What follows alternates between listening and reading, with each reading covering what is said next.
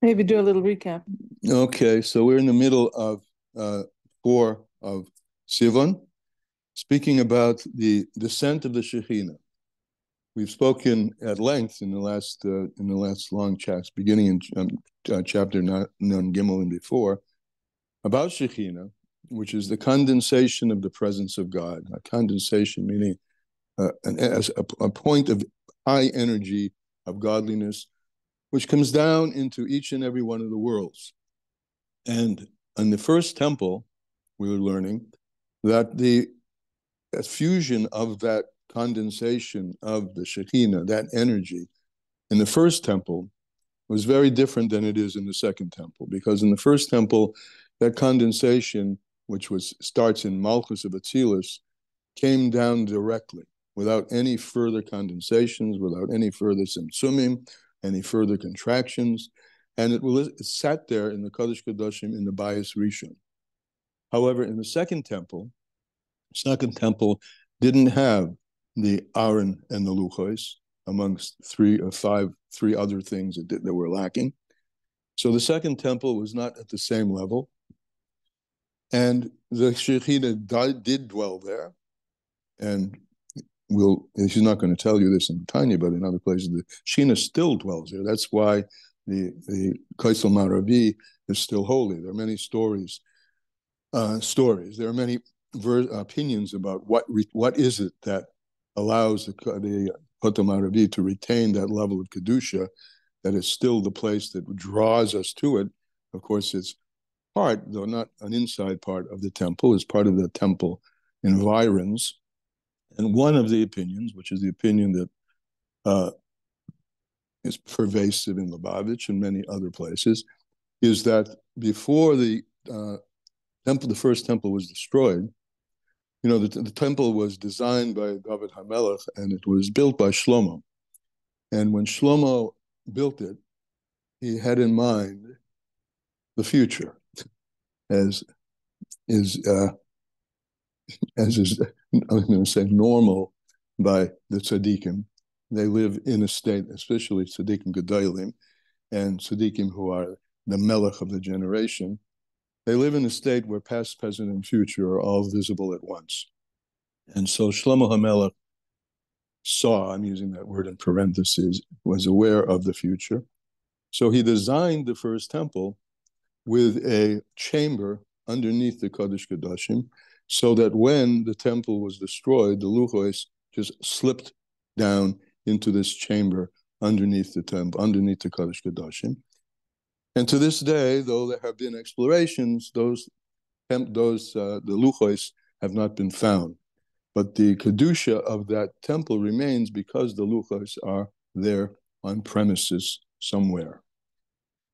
But from the time the first temple was destroyed, that effusion, if you will, of Kedusha was not a direct infusion from Atzilus, but an infusion of Kedusha that came from one level to another, which we call the degradations, the diminutions of Seder HaHistalshelus. So what happens when the temple is destroyed? We have no physical temple. We have no physical Kodesh Kodashim. So what we're holding is on page 148 in the Tanya, kind of in the middle of the page. From the time that the temple was destroyed, the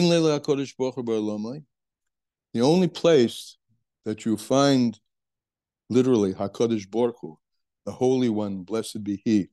Now, this language is probably good to give a little explanation of this language, Holy One. We say HaKadosh Baruch Hu, right? Comes off our lips, the Holy One, blessed be He. But HaKadosh is one thing.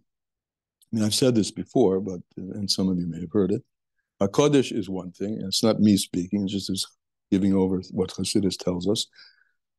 HaKadosh and Baruch Hu. HaKadosh, Baruch Hu. Kadosh is that which is, Kadosh means separated, as you'll see here in Kadosh Umuvdal, separated. Separated is the Or HaSoviv, the Soviv Kol Almin. Now, as the Alter Rebbe taught us a few chapters back, and we emphasize this tremendously, that Kadosh doesn't mean removed, It means at a level which is not a level that informs everything in a manner of specificity. It's a level which penetrates everything equally. That's called Kodesh. And HaKadosh Baruch Hu is bringing that level. Baruch is to bring down, like a Baruch is a knee, to bring down. So bringing down the Or HaSoive, the all-encompassing light, and bringing it into every piece of our daily reality is expressed in the word, in the expression HaKadosh Baruch Hu. It's almost the tefillah in itself, that the HaKadosh should become Baruch. So why I'm saying that? Because HaKadosh is a very, very high level. So Hashem, of course, is present everywhere. Otherwise, nothing could exist. I say that almost probably every day in this class. But HaKadosh Baruch Hu, since the Ein Loila HaKadosh Baruch Hu, now I'm reading again, since HaKadosh Baruch Hu, that high level, the Ora Soive, Ein Loila HaKadosh Baruch Hu Ba'olama, that doesn't have a place in this world, meaning it's not being tangibly expressed in this world the way it was tangibly expressed in the Holy of Holies, in either the second temple and sure the first temple. So where does it exist? HaKadosh Baruch Hu. Where does he exist?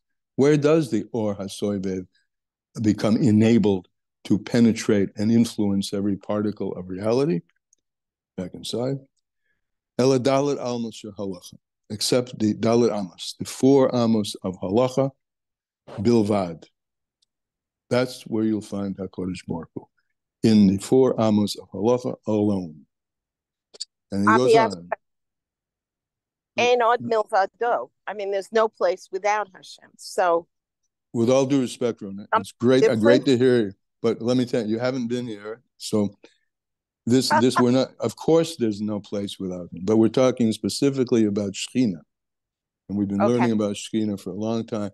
The particular condensation of godly energy which exists in particular places and beams out from those particular places. Ein od milvado, there's nothing besides him. He's everywhere. There's nothing that can exist without him. But this distillation of energy, which we call Schechina, existed in the temple first, the temple second, and now we're going to tell you, Tanya is going to tell you, where do you find it today? The Gemara says, from the time the temple was destroyed, Ein Leila HaKadosh Baruch Hu. When he says there's no place for HaKadosh Baruch Hu, he means the Schechina. That Schechina is the place where Or HaSoivev, the transcendent light, meets the immanent light. There's no place where that happened except in Halacha Bilvad, only in the Dinim. And this is an astounding positive result of this, which is that even one person who sits and oisik the Torah and gets busy, occupied. The Rebbe in the last week's Moshe Shabbos, I don't know if it's custom in most Chabad houses to show a video of the Rebbe. Last week was focused on the Rebbe's habits of study, and the word oisik came up. The Rebbe using the word oisik over and over and over again to describe the quality of study that is asked for and that is enabled for every person to do. This word oisik is the same word as asken. Asken is a business person. And the Rebbe in his speeches was saying, just like when he says a businessman, he really means an entrepreneur.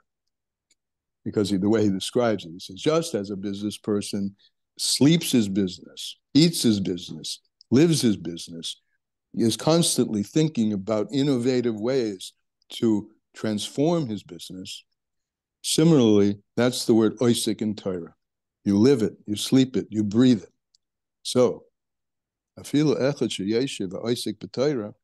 even one person who sits and is oisik, makes his business, his parnasa, his entrepreneurial expertise and endeavors in Torah, and sits and learns Torah.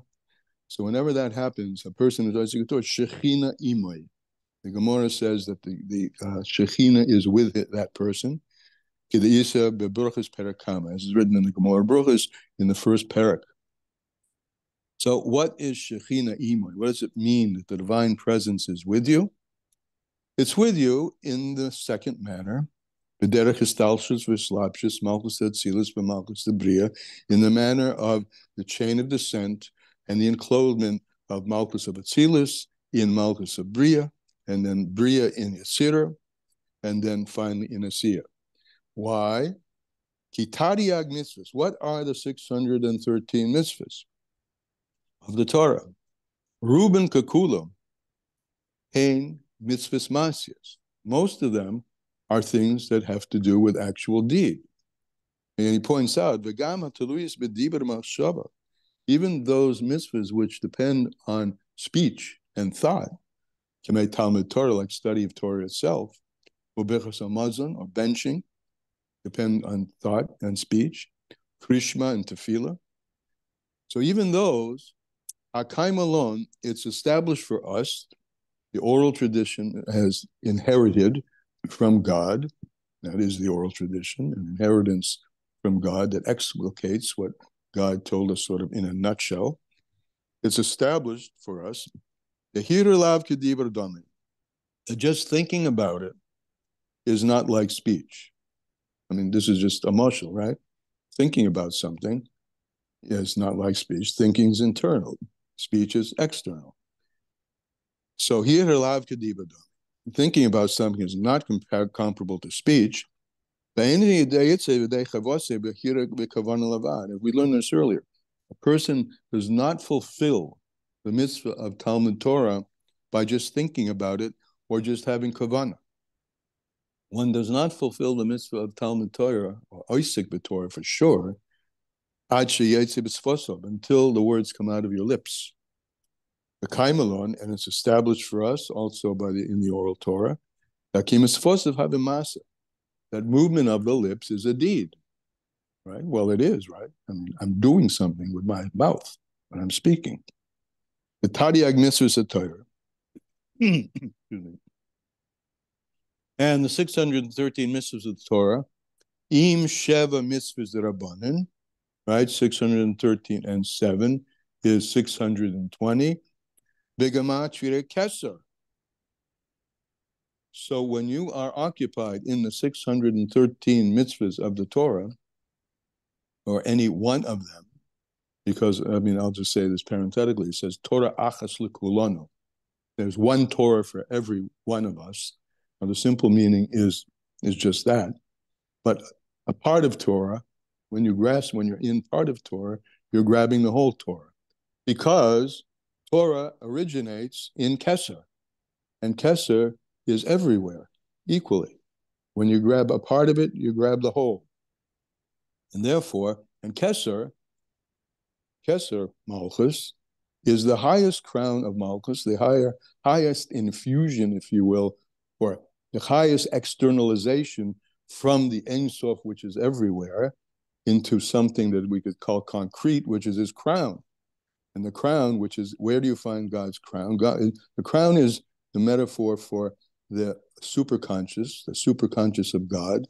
And in the superconscious of a person, we explained this also earlier in places in Tanya, that if you say about something, I want it, it's very difficult to explain, for instance, why I want, and I always use this metaphor, even though it's a silly metaphor, why I want chocolate cake. Why do you want it? Well, because I like it. Well, why do you like it? No, but it's because it's just somewhere, I don't know. I just like it.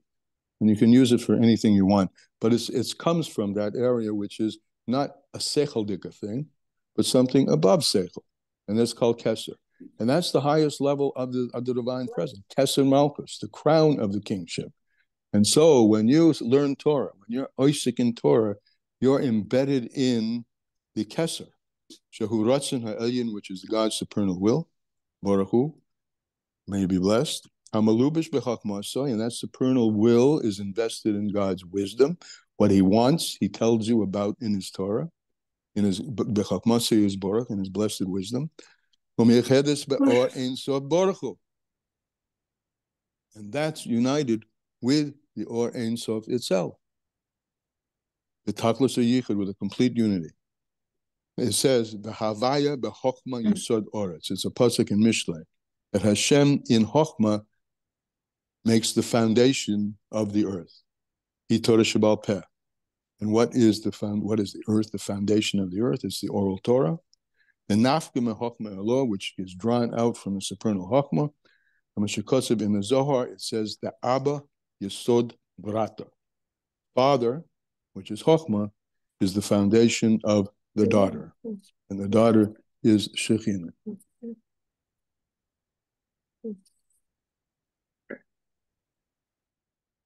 That's today's Tanya. Okay. So, and back to actually, Broner talked about this, that he is the one who is a Kadosh Baruch Hu.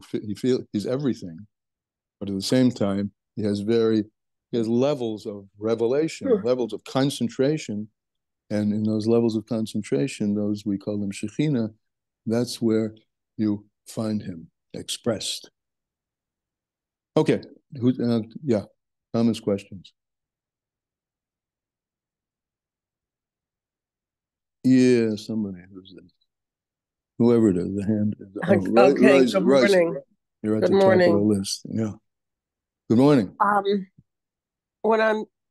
It seems to me like very incredible, but it seems that what the Alter Rebbe is saying here is that when there are those sitting and learning Torah, whether it's an individual or two sitting and learning Torah, there's going to be a concentration of Schechina like there was in the Beis HaMikdash, even though the people might not be perceiving it. Yes. It is there. That's correct. That's exactly what he's saying. Schechina imay, the Schechina is with them. And he says, just exactly in the same way as it was mislabish and clothed in the second temple. That's a lot of Kedusha. That's a lot of holiness. You bet it's a lot of, and I guess the corollary of that's a lot of power. That's the power we have to change the world. It's a power that Jews have been given uniquely. The Shechina speaks from the mouth of Moshe, and the Rebbe has told us, Nitzutz Moshe Rabbeinu b'chol echad ve'echad, or as the Rebbe always says, echad ve'achas. There's a spark of Moshe Rabbeinu in each and every man and woman, Jewish man and woman. Tremendous power. That's why we will bring the redemption, and no other will bring the redemption. Yes. Anybody else? Thank you, Sarah, for reminding me about the recording. I also didn't press end on yesterday's recording, so it didn't wind up on YouTube. Okay, who's someone else have a hand up? No? Okay. So therefore, ergo, so what? I mean, it's interesting to know this, right? What do we do with it?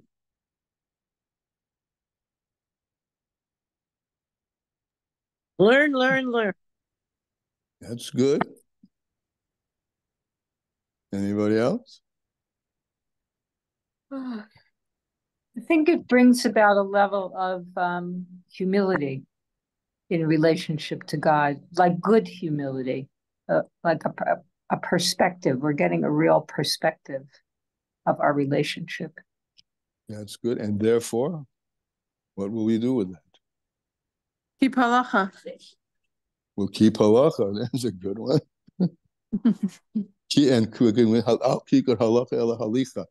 We'll just keep on walking. But also, to me, it means to have the consciousness, to constantly be reminding myself of having the consciousness. Like this morning when I was saying brachos, it's like, oh, these osios that I'm looking at are actually affecting my neshama. Like, just, I don't know, just keep having the consciousness, or in nature, in davening, in mitzvos, keep trying to bring back consciousness. For me also, like if you're not engaged in one of the 613 mitzvahs, then if we're dressed tznius or have a tzitzis or whatever, and we're doing Hashem's ratzon, we're keeping halacha just by breathing, just by being, dressed. Well, we are kol haneshama to halal yudke, right? And the drush is kol haneshima. Every breath you take, halal, you're praising God. Especially, as Kayla said, if you're aware of it, right? I mean, most people live and breathe, but they're not aware that every breath you take is an infusion of godliness. And if it weren't for that, of course, you wouldn't be alive. But carrying the awareness of it gives you a whole different perspective on why I'm breathing and why I'm alive. All right. Any others? So I want to just say that, like, now it's going to be Shavuos. We have to realize that when you have a few moments, like, let's say we are a group right now of 10 who started our day with a half hour of learning Tanya. We have invited a connection with Hashem. It's like something huge. Yeah. Yes. It's beautiful. Not just like, oh, well, maybe I should learn Tanya, or maybe I should, I don't know, read some other knowledge. It is no comparison. Beautiful. This is a spark of Schechina. This is something huge. That's what Hasidus gives a person, because I've been part of both worlds. And what Hasidus gives a person is that there's no such thing as ordinary. A spark of greatness is also greatness. Well said, Rhonda. A lot of gems there. Eshikaya. So we'll see you tomorrow, and tomorrow's Erev Yontif, so we'll have to do the first day Yontif. Okay. Thank you. See you tomorrow. Bye-bye. Thank you very much.